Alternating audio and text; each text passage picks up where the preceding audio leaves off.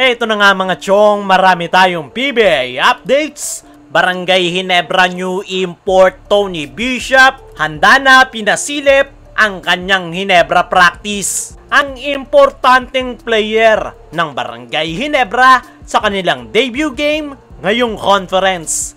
Ito nga ang Barangay Ginebra mga chong ay todo yung paghahandang ginawa para sa kanilang magiging unang laro ngayong season. Last week nga mga chong ay nagkaroon ng training camp ang Barangay Ginebra sa Inspire Sports Academy dahil ang gusto nga ni Coach Tim ay makuha agad ng mga bagong players ng Ginebra ang kanyang sistema, especially itong kanilang import na si Tony Bishop.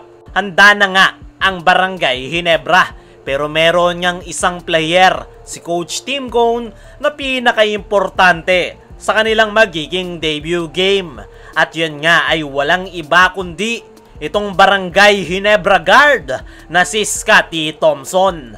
Ngayon nga na hindi pa makakapaglaro si L.A. Tenorio dahil ang target date ng kanyang pagbabalik basketball ay sa December pa. Kaya naman, ito ngang si Scotty Thompson yung pupuno sa role ni L.A. Tenorio sa kanilang koponan. Kaya naman, napakalaking role ang kinakailangang gampanan ni Scotty Thompson para sa Barangay Ginebra dahil sa kanya nga magsisimula ang flow ng kanilang opensa. At nitong nakalipas nga na season ay nagawa naman ni Scotty ang kanyang role bilang solid point guard. Na-develop na nga yan ni Scotty Thompson, hindi lang siya ngayon pang hustle player, kaya na rin itong magtimon ng kanilang mga plays. Kaya naman, sa magiging debut game ng Barangay Ginebra ay hindi po pwedeng mawala itong si Scotty Thompson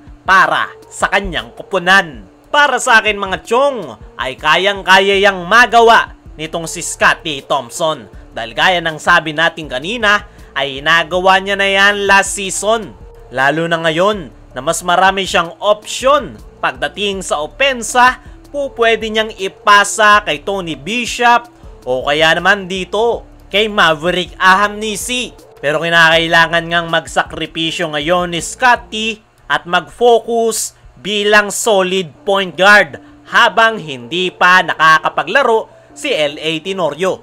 Ibig sabihin nga lang niyan mga chong ay hindi muna malalaro ni Scotty ang kanyang role na nakasanayan. Magagawa pa rin naman niya yung kanyang mga hustle play pero panigurado na pasundot-sundot lang muna yan dahil kinakailangan niya talagang mag-focus bilang solid point guard. Ayon naman kay Scotty Thompson ay open nga daw siya kahit anong role ang ibigay sa kanya ni Coach Tim Cone. Kinakailangan nga lang daw nilang magtiwala sa process at kay Coach Tim Cone.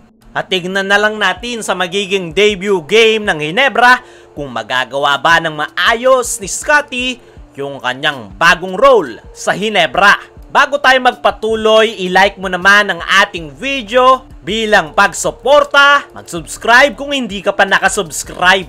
Sa kabilang banda, Barangay Ginebra new import Tony Bishop, handa na pinasilip ang kanyang Ginebra practice. Ito ngang si Tony Bishop mga chong, yung isa sa pinaka-inaabangan ng maraming Barangay Ginebra fans. At mainit-init pa nga, ipinasilip nga nito yung kanyang practice sa Barangay Ginebra, kung saan tapos na nga yung team practice ng kanilang kupunan. Itong si Tony Bishop, tuloy-tuloy pa rin ang kanyang pagpapakondisyon at nag-e-extra shooting dahil hinahanda na nga nito yung kanyang sarili para sa kanyang magiging debut game sa Barangay Ginebra. Mataas nga ang expectation ng Barangay Ginebra fans para sa kanya dahil napakalaking role nga ang kanyang gagampanan under Coach Tim Cone dahil hindi nga basta-basta yung iniwanang legacy ni Justin Brownlee